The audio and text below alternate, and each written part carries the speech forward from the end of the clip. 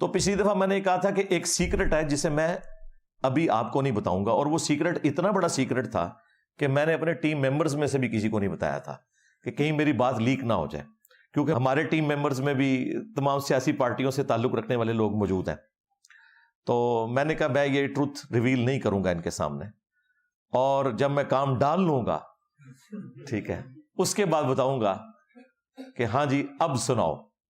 تو وہ سیکرٹ یہ تھا کہ بجائے یہ کہ میں ان ساری جھوٹی باتوں کے جوابات دیتا خود سے، اور یہ کہتے کہ یہ اکیلا دوڑ کے تو ریس میں اول آنے کی کوشش کر رہا ہے، وہ بڑے بڑے ٹی وی چینلز پہ بیٹھے ہوئے پی ٹی آئی کے سپورٹر صحافی اور یوٹیوبرز جو اپنے آپ کو بڑا چیمپئن سمجھتے ہیں، تو ان کو میں رابطہ کروں اور ان سے کہوں کہ آؤ میرے ساتھ بیٹھ کے بات کرو۔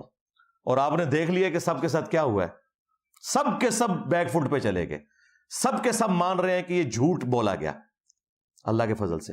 لیکن اگر میں یہ پہلے اناؤنس کرتا تو شاید یہ آگے آگے بھاگتے اور میں ان کے پیچھے پیچھے بھاگتا۔ تو کچھ لوگوں نے تو آلریڈی بکنگ کروائی ہوئی تھی۔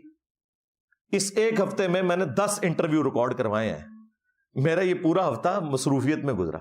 جن لوگوں نے پہلے سے ہماری اکیڈمی میں کئی مہینوں سے رابطہ کیا ہوا تھا کہ جی انجینئر صاحب انٹرویو دیں، تو میں نے کہا جی ان ساروں کو بلا لو بھائی، اب موقع آیا ہے نا، کیونکہ مجھے پتا تھا کہ اس وقت تو برننگ ٹاپک یہ ہے تو مجھ سے ڈسکس کریں گے، تو میں انہیں فرنٹ پہ رکھ کے کوئی بھی بڑے سے بڑا پی ٹی آئی کا سپورٹر وہ باتیں نہیں کر سکتا تھا جو ان ٹی وی چینلز نے یا یوٹیوبرز نے مجھ سے کی، اور میں نے ایک ایک بات کا علمی جواب دیا اللہ کے فضل سے۔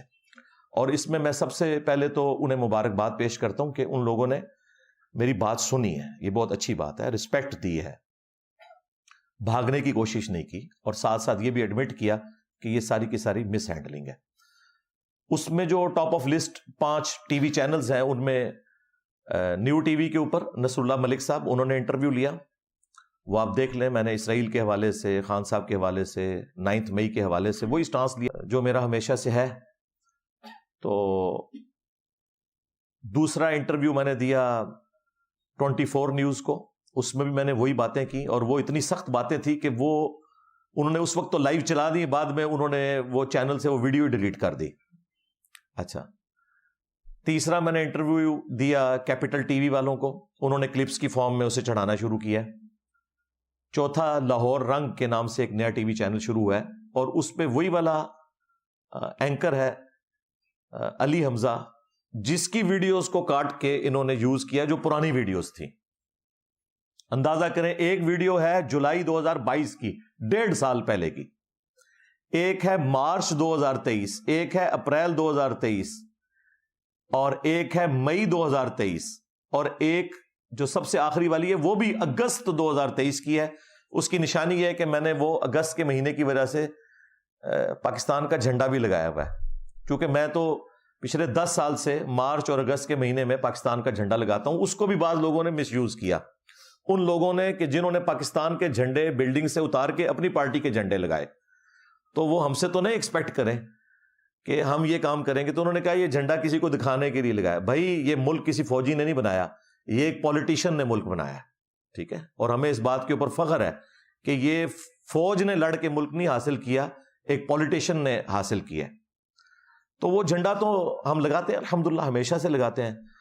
تو اور ان سارے انٹرویوز میں جو پی ٹی آئی کے حق میں باتیں تھی انہوں نے اس وقت اپلوڈ کر دی، اور انہی انٹرویوز میں سے جو باقی باتیں تھی جو میں ان کی اصلاح کی کوشش کر رہا تھا، جو ان کے بڑے کو اب سمجھ آئی ہیں کچھ باتیں، وہ انہوں نے اب نکالی ہیں اور کہا جی انجینئر صاحب جو ہے نا، جو ہے وہ اپنا موقع بدل چکے ہیں، انہیں کسی نے خرید لیا ہے اور یہ سب کچھ۔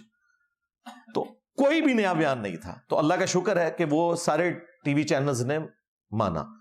تو وہ چوتھا جو ٹی وی چینل ہے وہ لاہور رنگ کے نام سے، اور 5واں T V channel talon news کے نام سے ابھی لانچ ہوا ہے، اور اس کے اوپر اطہر کاظمی صاحب جو پہلے جیو کے اوپر رپورٹ کارڈ پروگرام میں صحافی کے طور پر آتے تھے، لیکن ان کا جھکاؤ پی ٹی آئی کی طرف ہے۔ 2 ہی صحافی تھے جن کا جھکاؤ پی ٹی آئی کی طرف زیادہ تھا، ارشاد بھٹی صاحب اور یہ اطہر کاظمی صاحب۔ تیسرے حسن نثار صاحب ہے، لیکن وہ آج کل دوسرے چینل پہ چلے گئے۔ یہ جیو کا ہی حوصلہ ہے کہ وہ اپنی پالیسی کے مخالفین کو بھی جگہ دیتے ہیں، باقی لوگ تو صرف ون سائیڈڈ ایجنڈا لے کے چل رہے ہوتے ہیں، اور اس کا انہوں نے مزہ چکھ بھی لیا ہے. ٹاپ آف لسٹ ARY کو آپ دیکھ لیں کیسا انہوں نے قبلہ ان کا چینج کیا. تو اطہر کاظمی صاحب چونکہ ہیرو ہیں PTI والوں کے, آپ دیکھیں انہوں نے کتنے رسپیکٹ سے مجھ سے گفتگو کی ہے اور ایک ایک بات کا جواب لیا. انہوں نے خود مانا ہے کہ یہ ویڈیوز پرانی تھی, کیونکہ میچور آدمی ہے نا. تو خیر وہ اس انٹرویو کو تو ان کے چینل پہ اتنے لوگوں نے نہیں دیکھا تھا, تو پھر میں نے فرحان بھائی سے ریکویسٹ کی کہ چلیں آپ اپنے جیلم اکیڈمی کے چینل سے اسے اپلوڈ کر دیں. وہ ماشاءاللہ 10-11 گھنٹے میں 40,000 سے زیادہ کراس کر چکا ہے. اور وہ پکے PTI کے حامی جو یوٹیوبرز جو کل تک جو ہے وہ کہہ رہے تھے انجینئر صاحب کچھ نہ کچھ مسئلہ تو ہے, یہ انٹرویو سن کے اب انہوں نے بھی اپنا قبلہ بدل لیا. نہیں جی انجینئر صاحب یہ دیکھیں نا انٹرویو ہے, حالانکہ باتیں وہی ہیں جو میں ساروں کو وہ کر رہا تھا, لیکن وہ چشمہ لگایا ہوا. آپ کو پتا ہے جب چشمہ لگایا ہو کسی بندے نے, اگر کسی شخص نے گرین چشمہ لگا لیا, اب اسے لاکھ بتائیں کہ بھائی یہ چیز یلو کلر کی ہے, یہ ریڈ کلر کی ہے, لیکن اس نے تو گرین چشمہ لگایا ہوا ہے, اس کو تو پھر وہی چیز نظر آئے گی, وہی چشمہ اتارا ہے. تو اس کا طریقہ یہی تھا. تو یہ 5 ٹی وی چینلز اور 5 یوٹیوبرز, ان میں top of the list Urdu point جو پوری لیگیسی لے کے چل رہا ہے PTI کی, اور سوشل میڈیا پہ سب سے زیادہ ویورشپ اسی چینل کی ہے. جتنے سوشل میڈیا کے چینلز ہیں آلموسٹ 5 ملین ان کے سبسکرائبر ہیں. اور دانش حسین جو پکے PTI کے سپورٹر ہیں, وہی صحافی تھے, انہوں نے بڑے عرصے سے ٹائم مانگا ہوا تھا. ان کو تو میں نے پچھلی اتوار کو ہی بلا لیا, میں نے کہا آ جا بھائی آ جا. اور پھر انہوں نے ہر وہ بات پوچھی جو کوئی بھی PTI کا سپورٹر پوچھ سکتا تھا. تو آپ دیکھیں میں نے کس طریقے سے ان کو ایک ایک بات کا جواب دیا, اور انہوں نے ایگری بھی کیا الحمدللہ. گن پوائنٹ پہ نہیں, ظاہر ہے ریئلٹی کے اوپر آپ ان کی فیس ریڈنگ بھی دے سکتے ہیں. اردو پوائنٹ کے اس چینل کے اوپر آپ کو وہ انٹرویو نظر آ جائے گا. یہ سارے 10 کے 10 انٹرویو میں انشاءاللہ نیچے ڈسکرپشن میں اور نیچے جو ہم کمنٹس پن کرتے ہیں اس میں ڈال دوں گا. جس کو شوق ہو وہ لنک سے انہی کے چینل سے جا کے دیکھ لیں. تو اردو پوائنٹ کو انٹرویو دیا. اس کے بعد دوسرا بڑا ان کا جو سپورٹنگ چینل ہے وہ سیاست.pk ہے, اور اس میں بھی ٹاپ آف لسٹ جو عمران ریاض خان صاحب کے لہجے میں بات کرتے ہیں ہمارے سوراب بھائی. اچھا یہ آلموسٹ سارے اسٹوڈنٹس ہیں, ان کی فیملیز بھی ویڈیوز دیکھتی ہیں اللہ کے فضل سے. تو سوراب بھائی کو رابطہ کیا کہ بھائی آپ کہہ رہے ہیں مجھے کسی نے خرید لیا, تو کہتے ہیں علی بھائی حکم دے میں ویڈیو ڈیلیٹ کر دوں. میں نے کہا ویڈیو نہیں ڈیلیٹ کرنی, وہ الزامات جو ویڈیو میں آپ لوگ لگا رہے ہیں مجھ سے ڈائریکٹ پوچھ لیں, ان کا ایسے اچھی بات ہی کوئی نہیں. تو میں نے ان کو انٹرویو دیا. یہ یوٹیوب کا ایک ان کا بڑا چینل ہے. تیسرا ایک آسٹریلیا میں بھائی ہوتے ہیں سبیل کاظمی صاحب, انہوں نے بھی رابطہ کیا اور مجھے بتایا اکیڈمی والوں نے. میں نے کہا بالکل جی, ہم نے خود بھی ان سے رابطہ کرنا تھا, بلائے ان کو بھی, ان کے ساتھ میں نے انٹرویو کیا. چوتھا کیا یوٹیوب کے اوپر طارق متین صاحب, ان کے ساتھ کیا.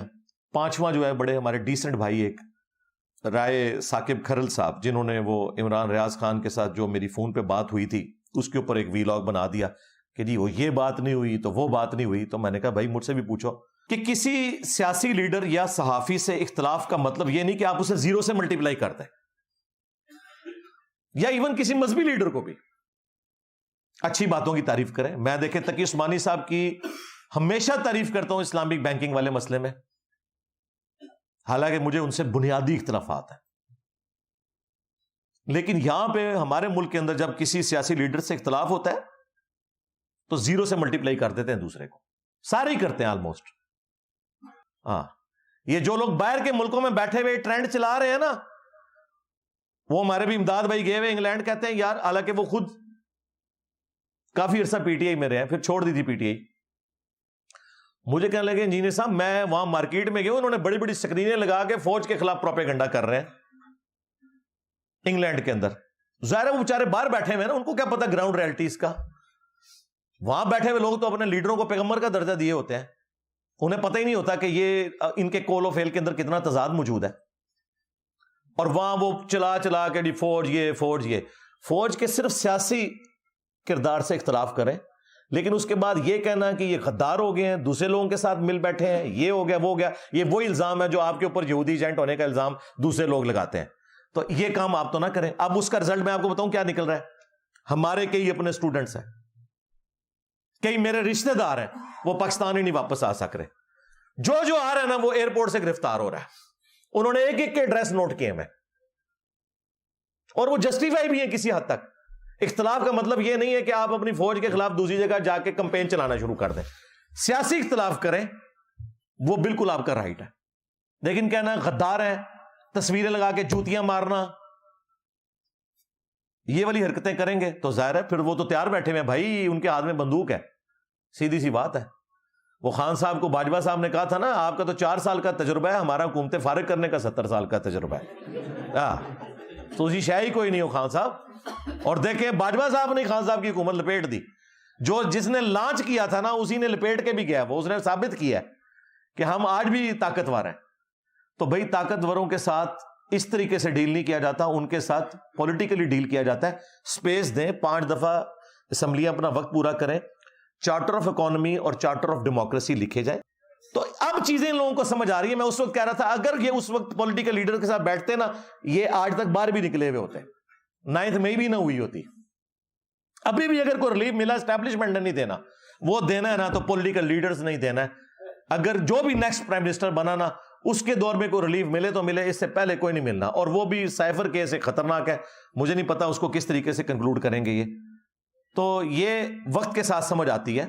میں دیکھیں صدر ایوب کو ایکسس آف ایول سمجھتا ہوں پاکستان میں, آج سے نہیں ہمیشہ سے, کہ وہ پہلا بندہ تھا جس نے فاطمہ جناح کو غدار وطن ڈکلیئر کروا کے اور بدماشی سے حکومت پہ قبضہ کیا. وہ پہلا ڈکٹیٹر تھا. اس کے باوجود جو اس کی اچھی باتیں ہیں کہ اس کے دور کے اندر ڈیمز بنے, انڈسٹری لگی. ہاں ایک غلط چیز بھی ہوئی کہ قرضے بہت ہم نے اٹھا لیے, وہ ایک معاملہ الگ تھا. تو جو پازیٹیو چیز ہے اس کی مانتے ہیں ہم. ضیاء الحق ڈکٹیٹر, ہمارے ملک کے اندر یہ سارا کلاشنکوف کلچر, ہیروئن, سنی شیعہ فسادات, قتل و غارت کا بانی, غلط پالیسیز اس کی کہ جو اس نے رشیا کے ساتھ پھڈا لیا اور امریکہ کے ساتھ دوستی اپنی بڑھائی. ان تمام چیزوں کے باوجود اس کی ایک پازیٹیو چیز تھی کہ اس نے جو بھٹو صاحب نے پاکستان کا اٹامک والا معاملہ شروع کیا تھا, یہ بھٹو صاحب کی بہت بڑی کنٹریبیوشن ہے. ڈاکٹر عبد القدیر کو انہوں نے بلوایا تھا, لیکن ان کی زندگی میں مکمل نہیں ہوا. اس کو منطقی انجام تک پہنچایا ہے تو ضیاء الحق نے پہنچایا, یہ اس کا کریڈٹ ہے بھائی. اس کے بعد نواز شریف صاحب کو یہ کریڈٹ جاتا ہے کہ $5 ارب اس وقت آفر کیے گئے تھے, اس کے باوجود انہوں نے استقامت دکھائی اور پاکستان کو ڈکلیئرڈ نیوکلیر پاور بنایا. 6 دھماکے کیے, 5 اس کے جواب میں, اور 6 انہوں نے جو پہلے انڈیا نے کیا ہوا تھا نا کئی سال پہلے, اس کے جواب میں 6 پورے کیے. یہ ان کو کریڈٹ جاتا ہے. موٹر وے بنوائی انہوں نے. آپ کے ملک کے اندر اس وقت سب لوگ بات کرتے تھے, اس وقت 35 ارب کی موٹر وے بنی تھی, آج 3500 ارب کی بھی نہیں بنا کے آپ دے سکتے, اور آپ کی لائف لائن بنی ہوئی ہے. تو یہ ان کی کنٹریبیوشن ہے. بے نظیر بھٹو, جان پہ کھیل کے اس عورت نے میزائل ٹیکنالوجی پاکستان کے لیے لی ہے. وہ آپ ذرا ہمارے جو بھائی ہیں نا فیصل وڑائچ, جو دیکھو سنو جانو والا چینل چلاتے ہیں, اس میں ذرا دیکھیں کس طریقے سے یہ ٹیکنالوجی پاکستان نے حاصل کی ہے. اس میں سب سے بڑا کریڈٹ جو ہے نا وہ بے نظیر بھٹو کا ہے. ہم کسی بھی پولیٹیکل لیڈر کو غدار وطن نہیں سمجھتے. ہاں یہ ہو سکتا ہے کمپرومائز ہو جائیں اپنے کسی دنیاوی لالچ میں, وہ ایک علیحدہ معاملہ ہے, لیکن اوورآل سب نے کنٹریبیوٹ کیا. اس کے بعد سب سے بڑا بدماش جو تھا مشرف, میں اس سے سخت اختلاف رکھتا ہوں کہ اس نے پاکستان کو امریکہ کی جنگ میں جھونک دیا, اور اس وقت جو افغانیوں میں نفرت ہے ہمارے بارے میں مشرف کی وجہ سے, چند ڈالرز کے پیچھے اس نے ہمارا اتنا بڑا نقصان کیا. ہمارے فوجی شہید ہوئے, عوام شہید ہوئی, علماء شہید ہوئے, دشمنیاں بن گئی 2 ملکوں کے درمیان جو دونوں مسلمان تھے. اس کے باوجود ایک اس کے کریڈٹ میں چیز ہے, نیسکوم کا ادارہ اس نے بنایا. میزائل ٹیکنالوجی جو بے نظیر بھٹو نے صرف شروع کی تھی, اس کو ایپیکس تک پہنچایا مشرف صاحب نے. اور یہ وہ دور تھا جب میں بھی انہی اداروں میں سے ایک ادارے میں جاب کرتا تھا, اس لیے مجھے فرسٹ ہینڈ نالج ہے اس حوالے سے. اس لحاظ سے مشرف صاحب کی بہت بڑی کنٹریبیوشن ہے. اس کے بعد آگے زرداری صاحب کی گورنمنٹ آ گئی. اپنی تمام کمزوریوں کے باوجود 5 سال وہ بجلی نہیں پوری کر سکے, لوڈ شیڈنگ 8-9 گھنٹے تک چلی گئی. لیکن ایک ان کی خوبی تھی, بے نظیر کی شہادت کے بعد انہوں نے بجائے کوئی فتنہ کھڑا کرنے کے, 9 مئی کروانے کے, انہوں نے معاملات کو سیٹل کیا. گرچہ 3 دن جو کچھ ہوا وہ ہوا, لیکن بعد میں انہوں نے اپنے معاملات کو سیٹل کیا. اور بے نظیر انکم سپورٹ پروگرام شروع کیا. یہ بہت اچھا پروگرام جس کو پوری دنیا نے مانا, اور اس پروگرام کو پھر بعد والی حکومتوں نے بھی چلایا. یہ بہت بڑی کنٹریبیوشن ہے. جب عمران خان صاحب آئے یا لائے گئے جس طریقے سے بھی, لیکن الٹیمیٹلی انہوں نے اپنے دور حکومت کے اندر میں سمجھتا ہوں یہ جو صحت کارڈ والا معاملہ شروع کیا, جو سٹارٹ تو نواز شریف صاحب کی گورنمنٹ میں ہوا تھا لیکن اسے منطقی انجام تک انہوں نے پہنچایا.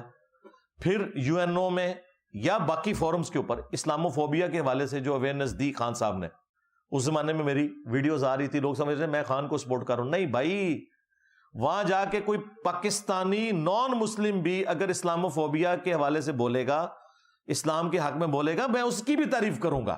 راجہ نے کہا کہ جی اس کو آئی ایس آئی نے بھرتی کیا ہے, پھر میرے بارے میں ٹرینڈ چلائے ان لوگوں نے کہ جی یہ مولوی فار سیل ہے, اس کو کوئی عہدہ آفر ہو گیا, یہ عنقریب حلف اٹھانے والا ہے. ایک ہفتہ گزر گیا, میں نے کوئی حلف اٹھایا, تو تم سب لوگوں کو 80 کوڑے نہیں لگنے چاہیے جھوٹا الزام لگانے کے اوپر؟ بے شرمو, شرم نہیں آتی ہے؟ تو ہمارے وہ جو آج کل وہ بڑے مشہور ہوئے ہیں نا, جن کا میں نے یہ جملہ مستعار لیا کہ خاموش مجاہدین تو وڑ گیا, وہ جو ہمارے وہ شیر افضل شیر مروت صاحب ہیں, شیر افضل مروت صاحب, تو اب ظاہر ہے اب آپ پتہ ہے سارے مولوی لچ فرائی کر رہے ہیں بیچ میں, جو مجھ سے عقیدے میں اختلاف رکھتے ہیں نا, اور وہ پی ٹی آئی کی محبت میں نا عقیدے والا اختلاف اپنا کرنے کے لیے نا, تو وہ اس طریقے سے ان سے پہلے کسی نے پوچھا کہ وہ انجینئر صاحب نے بیان دیا, تو پتہ انہوں نے کہا یہ ہم نوا ہے, حالانکہ اس نے کوئی ورکنگ نہیں کی ہوئی تھی کہ یہ تو بیان ہی پرانا ہے. اچھا, پھر اگلی دفعہ تو اس کو پتہ چل گیا کہ میرے ساتھ کام ڈال گیا. اگلی بار اس نے کہا کہ وہ انجینئر صاحب جو ہے نا وہ خان کو یہودی ایجنٹ کہہ رہے ہیں, تو اس نے بتایا کم بخت یہ تو نے کہا ہے, انہوں نے نہیں کہا, کم بخت. تو میں وہ اب مروت صاحب کی زبان بولوں گا, کم بخت تو تمہارے لیڈر کا قبلہ بدلا ہے, انجینئر صاحب پہلے دن سے ہی اینٹی اسٹیبلشمنٹ ہے, کم بخت جھوٹ بولتا ہے, سیم پیج والے کم بخت تو جھوٹ بولتے ہو. تو میرا خیال اتنا ہی کافی ہے. آندھا منونا ہاتھ پانا, میں تو پتا ہے میں ورڈ لینا چک, کیوں؟ اس کی وجہ یہ کہ سچائی کے اوپر کھڑے ہوئے نا, ملک کو چیز لوز کرنے والی نہیں ہے. اب سب کو نظر آ رہا ہے کہ نواز شریف صاحب نیکسٹ پرائم منسٹر بننے جا رہے ہیں, تو میں نے آج بھی جتنی ان کی غلط چیزیں میں نے ہائی لائٹ کی ہیں, ورنہ تو میں سیم کے ڈر کے ادھر بیٹھ جاتا کہ یار کل کو وہ آ جائے گا میرے اوپر کیس بنوائے گا. تو ہمیں نا دلیری کی بات کرو یار, چھوڑ دو, آپ لوگوں کی دلیریاں نظر آ گئی ہیں. جب یہ ساری کھچڑی پکنی شروع ہوئی نا, تو تحریک انصاف کے ان کی لائرز کی جو ونگ ہے نا, اس میں جو ایک روح رواں ہے, جوائنٹ سیکٹری ہیں راولپنڈی ہائی کورٹ میں, وہ کیسز لڑ رہے ہیں 9 مئی والے, جو بےچارے بے قصور لوگ بھی اندر ہوئے ہیں, ان کے حوالے سے بھی, اور پی ٹی آئی کی طرف سے ان کو نامینیٹ کیا گیا. حافظ طاہر ایوبی صاحب اور ان کے ساتھ باقی بھی ٹیم ممبرز ہیں ان کے, میں نے ان کو پراپر دعوت دی ہے, انشاءاللہ عنقریب آئیں گے اکیڈمی. جس دن یہ ٹرینڈ چلا ہے انہوں نے رات کو ہی فون کیا, ان کا انجینئر صاحب ایک ایک کو لیگل نوٹس بھیجوں گا, یہ بندے کے پتر بن جائیں گے. اب کیونکہ انہیں تو میرا پتا تھا کہ میں کیا ہوں, اور انہیں یہ پتا تھا کہ یہ پی ٹی اے والے جو یوز ہو رہے ہیں اس وقت کسی سیاسی جماعت کے ہاتھوں یا کسی غیر سیاسی جماعت کے ہاتھوں, تو میں نے انہیں منع کیا. میں نے کہا کسی کو لیگل نوٹس نہیں بھیجنا, ہم علمی اختلاف رکھیں گے. حتی کہ عزت کے نوٹس جاتے ہیں تو اس کا حال یہ ہے کہ ان کے لیڈر نے نجم سیٹھی سے ریٹن میں معافی مانگی ہے 35 پنکچر کے اوپر, عمران خان نے ریٹن میں, جھوٹا الزام لگانے پہ. تو تسی تو شاہی کوئی نہیں ہو. ہاں اس ٹائم جو پولیٹیکل گینز کرنے تھے کہ نجم سیٹھی 35 پنکچر, وہ تو کر لیا, بعد میں معافی مانگی ہے ریٹن میں. انہوں نے بھی ساروں نے معافی مانگنی تھی. میں نے کہا کوئی لیگل نوٹس بھیجنے کی ضرورت نہیں ہے, میں علمی جواب دوں گا, اور میرا ایک سیکرٹ پلان ہے, اس وقت میں نے ان کو بھی نہیں بتایا, اب میں نے وہ ڈسکلوز کر دیا ہے. وہ سیکرٹ پلان یہ تھا کہ جب مجھ سے لوگ رابطہ کریں گے میں ایک ایک کو انٹرویو دوں گا, اور ان کی باتوں کے جواب دے کے پھر میں پبلک کو بتاؤں گا کہ دیکھو جتنا فرق محمد رسول اللہ اور چشتی رسول اللہ میں ہے نا, ہاں اتنا ہی فرق جو ہے وہ انجینئر صاحب کی باتوں میں اور یہ ٹرینڈ چلانے والوں میں ہے, کہ کتنے جھوٹ بول رہے ہیں. پرانی ویڈیوز کو جو ان کے حق میں تھیں اس وقت یوز کیے, اور اسی کے وہ حصے جو ان کو سمجھا رہا تھا, جو آج میں صحیح ثابت ہوا, وہ آج یوز کر رہے ہیں میرے خلاف. تو میں نے کوئی لیگل نوٹس نہیں بھجوایا کہ یہ ساری باتیں کرنے کے بعد اب اس چیپٹر کو کر دیں کلوز. ہاں, کیونکہ یہ ایک واقعہ تھا, ہو گیا. یہ کوئی دینی اختلاف اس طرح کا نہیں تھا کہ جس کی لکیر بار بار پیٹنے کی ضرورت ہے. انہوں نے یہ ذلیل حرکت کی مجھ سے ساری باتیں کھری کھری سن لی. آمدہ بھی کوئی کرے گا وہ سن لے گا. باقی اس چیپٹر کو کریں آپ کلوز. اور اینڈ پہ میں جو لوگ ان سیاسی جماعتوں میں ہیں، خواہ پی ٹی آئی میں ہو، نون لیگ میں، پیپلز پارٹی میں، سب کو میں یہ وصیت کروں گا، پہلے مسلمان بنے، اس کے بعد پاکستانی بنے، اور پھر کسی پولیٹیکل جماعت کو لے کے چلیں. یہ اپنا قبلہ درست کریں. سورہ الحجرات میں اللہ تعالیٰ نے واضح فرمایا، یا ایھا الذین آمنوا ان جاءکم فاسق بنبأ فتبینوا. اگر کوئی فاسق خبر لے کے آئے تو پہلے تحقیق کر لیا کرو.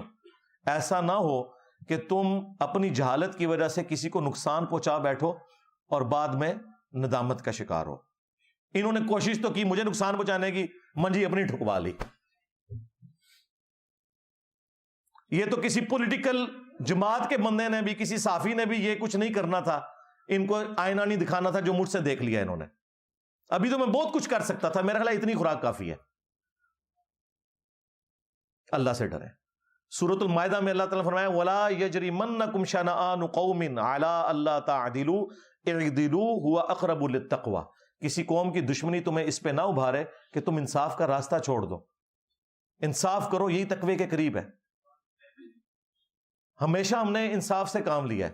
تو میرا ریئیکشن آیا، کئی چیزیں تو میری ایسی ہیں جو ریئیکشن میں آئی ہیں اس کے، اس کو بھی یہ لوگ کوٹ کر رہے ہیں کہ یہ کیا کر رہے ہیں. دیکھیں میں تو بہت کچھ کر سکتا تھا. سورہ النساء میں آیا ہے کہ اللہ تعالیٰ برائی کے ساتھ کسی کا ذکر پسند نہیں کرتا سوائے اس کے کہ جس پہ ظلم ہوا ہے. تو وہ برائی سے بھی اگر کسی کا ذکر کرے نا برائی کے بدلے، تو اللہ تعالیٰ اسے ناپسند نہیں کرتا. انہوں نے ظلم کیا میرے اوپر. دوسرا اللہ تعالیٰ نے سورہ شورا میں فرمایا کہ برائی کا بدلہ اس کے لیول کی برائی ہے. ہاں اگر معاف کر دو تو تمہارا اجر اللہ کے حضور پکا. اچھا مجھے لوگ کہہ رہے ہیں جی صاحب نے معاف کر دینا تھا، تسی تو نہیں معاف کیتا، جھوٹ ہوتے. وہ اللہ نے آفر دی ہے. جس طرح اللہ نے قتل کے بدلے قتل رکھا ہے اور معافی کا بھی آپشن رکھا ہے. یہ میرا رائٹ ہے، میں کون سا چوز کرتا ہوں. تو میں نے یہ چوز کیا کہ میں اسی لیول کی برائی کروں جو گناہ کے زمرے میں نہ آئے. اور اس میں ظاہر دو باتیں ایسی ہیں جس کے بارے میں سمجھ سکتا ہوں اکثر لوگوں کو ذرا بری لگی ہیں. ایک میں نے جو لونڈے لپاڑے والا لفظ یوز کیا، یہ میں نے ریبٹل میں کیا تھا. اور اللہ کا شکر ہے اردو ڈکشنری کھول کے دیکھ لیں. جس طرح قرآن بخاری مسلم نہیں ان لوگوں نے پڑھی ہوئی، اردو ڈکشنری کھول کے دیکھیں، یہ ڈکشنری کا ورڈ ہے. بے وقوف نوجوان لڑکے، یہ کوئی سیکچول ورڈ نہیں ہے. تو یہ لفظ میں نے استعمال کیا تو انہوں نے کہا کہ جی یہ آپ نے غیر پارلیمانی لفظ. غیر پارلیمانی نہیں بھائی، یہ ڈکشنری کا لفظ ہے. چلیں اس کے لیے بچے بچونگڑے استعمال کر لیتے ہیں. تو یہ ہو جاتا ہے. اسٹیبلشمنٹ سے اختلاف رکھیں، فوج سے کوئی اختلاف نہیں کریں، اس لیے کہ فوج اس ملک کی ہے اور یہ ملک ہمارا ہے. اور یہ ملک ہمیں فوج نے آزاد نہیں کروا کے دیا، یہ ایک پولیٹیکل لیڈر نے جو کہ ایک وکیل تھا اس کی محنت سے ہوا ہے. ویسے تو اس کے پیچھے جو سب سے بڑی کنٹریبیوشن ہے وہ ہٹلر کی ہے. اگر ہٹلر دوسری جنگ عظیم میں گریٹ برٹن کو لڑائی کے ساتھ اتنا کمزور نہ کرتا، خود تو وہ ہار گیا لیکن اس نے گریٹ برٹن کو اتنا کمزور کر دیا کہ یہ لوگ پھر فوج رکھ ہی نہیں سکتے تھے کہ سب کانٹیننٹ کو اپنے قبضے میں رکھتے. تو پھر گاندھی صاحب اور جناح صاحب کی کوشش کامیاب ہو گئی کیونکہ گریٹ برٹن وہ جو ہے نا وہ کمزور ہوگی. اور آپ کو میں چلتے ہوئے ایک اوریجنل لطیفہ سنا دیتا ہوں اس ماحول کو جو اتنا ٹینس تھا نرم کرتے ہوئے. اینڈ پہ یہ اوریجنل ہے، ملتان یا کسی اور جگہ پہ نا وہ مراسی جو ہوتے ہیں نا، آپ کو پتا ہے اس جگہ یہ ایک ٹرم یوز ہوتی ہے، وہ جو گفتگو کرتے ہیں ہمارے مختلف شادیوں کے اوپر بھی ان کو بلایا جاتا ہے باتیں کرنے والوں کو. تو مراسیوں کو نا اس وقت کی جو گریٹ برٹن کی گورنمنٹ تھی نا، انڈیا پاکستان مشترکہ تھا، دوسری جنگ عظیم جاری تھی، تو یہ لوگ یہاں سے فوجی بھرتی کر رہے تھے. آپ کے فوجی سلطنت عثمانیہ کے خلاف بھی لڑے ہوئے ہیں پہلی جنگ عظیم میں، دوسری جنگ عظیم میں گریٹ برٹن کی طرف سے ہٹلر کے خلاف بھی لڑے ہوئے ہیں. تو ہٹلر کے خلاف یہاں سے پنجاب ریجمنٹ سے فوج بھرتی ہو رہی تھی مسلمانوں کی، اور اس میں نا انہوں نے تقریر کرتے ہوئے وہ جو صاحب بہادر آئے ہوئے تھے نا گریٹ برٹن کی طرف سے، انہوں نے کہا کہ جی آپ کو پتہ ہے ہٹلر جو ہے اس وقت عذاب الہی بن کے نازل ہو گیا ہے دنیا کے اوپر، کروڑوں لوگوں کو اس نے قتل کر دیا ہے، 1.5-2 کروڑ کی فوج اس نے بنائی ہوئی ہے، وہ پوری دنیا پہ قبضہ کرنا چاہتا ہے اور یہ ایک دوسرا سکندر اعظم بننا چاہتا ہے. تو اس کے لیے آپ کی مدد کی ضرورت پڑ گئی ہے.